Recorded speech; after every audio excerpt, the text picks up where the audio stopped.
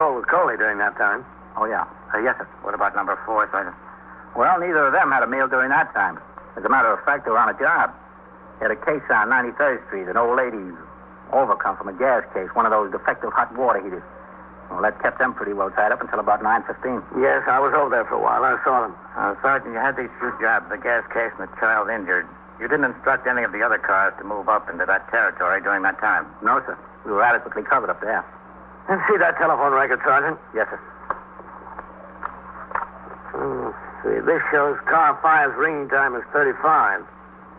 Boldy rang in 5 minutes late, 8:40. Yes, sir. And what was his explanation? Told me he was on a job. There was a fight in a candy store, and he had a time breaking it up. His partner was taking his meal then. Boldy was alone in the car. Yes, sir, that's right. Did he make any arrests? No, sir. He said it was just 3 or 4 kids. He broke it up and sent them on home. And that's why he rang in 5 minutes late. That's what he said, Captain. That call box 14, that's up on Lexington near the closed movie house there, isn't it, Sergeant? That's right, Lieutenant. This fight, did you get a call on that job, Sergeant? No, sir. Well, it wasn't broadcast. Doesn't show in the radio log. Bolney told me he was riding by and someone flagged him down. What candy store was it, did he say? Yes, sir. He mentioned it was Mrs. Protea's up there on 98th Street. You know the one, Captain. Yes, I know it. Okay, get back on the job, Sergeant. Yes, sir. Oh, should I take these with me, Captain? Yeah, take them along. Thank you, Captain. Okay. Shut the door, will you, Sergeant? Yes, sir. You figure it might be Balney, eh, Captain? Well, from the records, it couldn't have been anyone else. And he was alone in the car at the time. Partner was taking a meal. It all fits. Yes, sir. All fits. All fits too well. With Lieutenant King, I went downstairs into the muster room and around behind the desk where I signed the blotter. On the street, Lieutenant King directed me to the spot where the detective squad car was parked.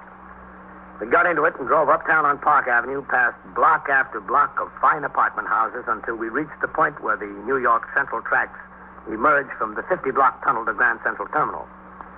There, Park Avenue becomes a thoroughfare through the slums. We turned into 98th Street and drove until we came to the small candy store run by Mrs. Angelina Protea, a middle-aged widow who succeeded her husband in the business.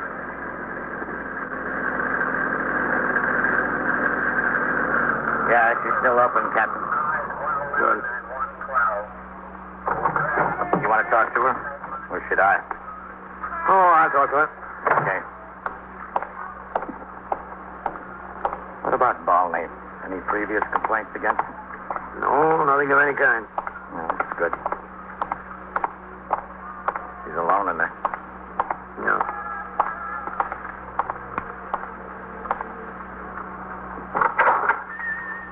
Go ahead, man.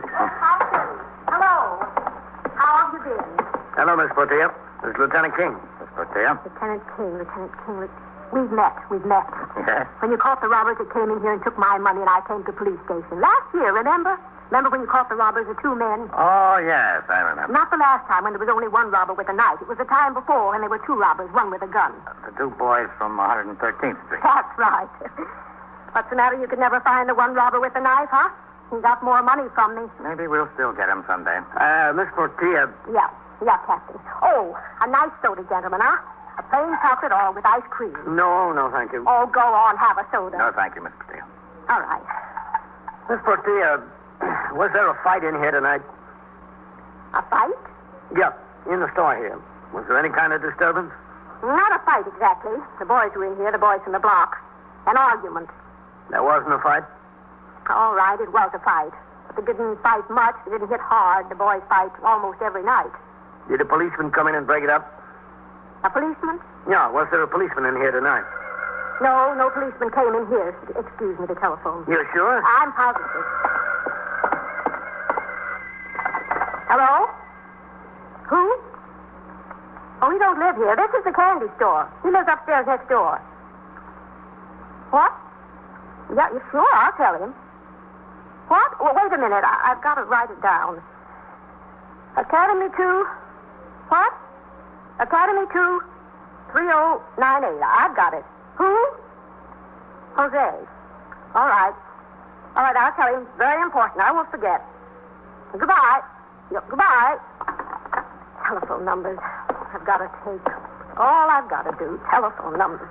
No, let me get this straight, Miss Portia. You said that no policeman came into the store tonight. That's right. No policeman came into the store. Now, what about the fight? In here, it was no fight. Didn't get to be a fight until it was out on the sidewalk. Was there a policeman there? Yeah, sure. Who do you think stopped the fight? They would have been dead, those boys. The fight started in here. In here, it wasn't a fight yet. It was still an argument. It was between Phil and Ricardo, only this little Fernando butted in. Fernando was always turning an argument into a fight, a big fight. I said, boys, not in the store. So they went out on the sidewalk, and they hit and they poked. Well, they were killing each other, with little Fernando right in the middle. I was out there. I tried to stop them. Man from next door tried to stop them. Nobody could stop until the policeman came. How did he come? In a car. I saw the car come down the street. I got out in the middle and yelled and screamed. He stopped the car, and he got out. He stopped the fight. Was he all alone? You mean any other cops?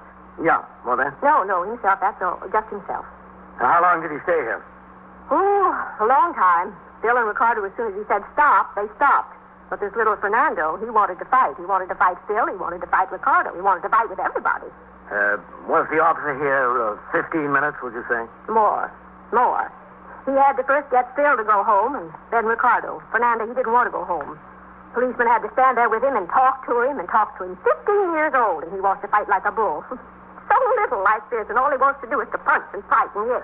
He was here about 20 minutes, you'd say? The policeman or Fernando? The policeman. At least 20 minutes. You remember what time this was, Miss Portia? Oh, tonight. It was tonight. Yes, but do you happen to remember exactly what time? Exactly what time? Now, let me see. Oh, the news in the Mirror weren't up yet. What time did the papers get here? 8:45, 9 o'clock usually, sometimes in between. Oh, and when the boys came in, I was listening to the radio to that, Mr. and Mrs. North. You know who I mean, Pam and her husband. What time is that program on? It's 8 to 8:30, Captain. Yeah, 8 to 8:30 is right. And the fight started, and they ran outside, and I ran outside, and I didn't get to hear who killed the lady of the program. Did you hear? Do you know? No, I didn't hear. Were you out on the sidewalk until the policeman left? Then he left. Everybody left. I came inside the store, and Arthur Godfrey was on already. You know, with the contestants, I missed the first contestant. Beginning of the first contestant. I heard the last of him. Oh, and that must have been about 25 minutes to 9? About. You know this policeman that was here? Not here. On the sidewalk, outside. Yeah. Do you know him? To say hello, not his name. Okay, Matt. Sure, Captain. I don't think we need anything else. Thanks a lot, Miss Portia. You were a lot of help. Are you sure no soda? Positive, thanks. Bye. You keep your eye on that little Fernando, huh? We will, Miss Portia. Well, you better. So long. Bye, Miss Portia. Goodbye. Well, Captain, it just about puts everybody in the clear. Yeah, sure does. You got a match? Yes, sure. You know what I think, Matt? Here. Thanks. I think Augie was telling one great big lie from beginning to end. Well, there's no doubt about that, Captain. I'd just like to know why. What do you say we go and find out? We walked to the car, got in, and drove back to the station house. I stopped at the desk to sign the blotter, and Lieutenant King went on upstairs to the 21st Detective Squad, where Detective Fitzpatrick had Augie Bookham in custody.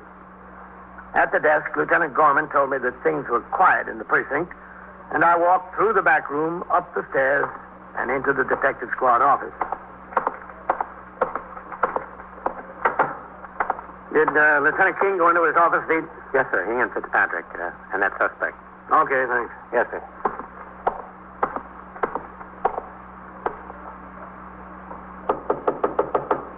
Yes. Captain Kennelly. Come in, Captain. Hello, Fitz. Captain, Augie's got a one-track mind. He still says the cop took $700 off him. Isn't that what you say, Augie? What's the truth? The honest-to-goodness truth. Now, look, Augie. You came in here with a wild story. We wasted an awful lot of time looking into it. There are 5 cars in this precinct. At the time you said you talked to that cop, every one of them was on a job or otherwise occupied. It's all a matter of record, black and white. Now, how about telling us the truth? You guys just want to protect this cop, that's all. I don't want to protect anyone, Augie. But I'm telling you that I'm not going to stand for a bum like you coming in here and giving us some line of bull about something that never happened, that he dreamed up. I wasted a lot of time on this, Augie. I want the truth right now. How about it? Okay, you want the truth. I'll give you the truth. That's what we want. Nobody took any 700 off me. They didn't, huh? No. All right. Tell me how you happened to dream it up. I was supposed I had 700. I was holding it for some guy, but I dropped it in a crap game. The tough guy's a real brute. I didn't know what I was going to tell him. So you figured the best thing to tell him was a cop took it off you. Well, that'd be reasonable for him to believe, wouldn't it? I don't know, would it? Yeah, he'd believe that. See, he got collared yesterday. He's down the tombs now. I was supposed to take the 700 to a bondsman to make his bail. He's laying down there in the tombs getting madder and madder. What do you think he's going to do to me when I show up in the same jail? He's going to get the 700 out of my jaw, one tooth at a time. I got to have a reasonable story for him. Yeah, sure. And almost ruin an officer's life. Well, I'm sorry about that. Augie, you've got a heart of gold. That's my big trouble, you know. But not your only trouble. You're telling me I'm up to here with troubles. I'm sorry. What more can I say? Nothing, Augie. I think you said just about enough for one night.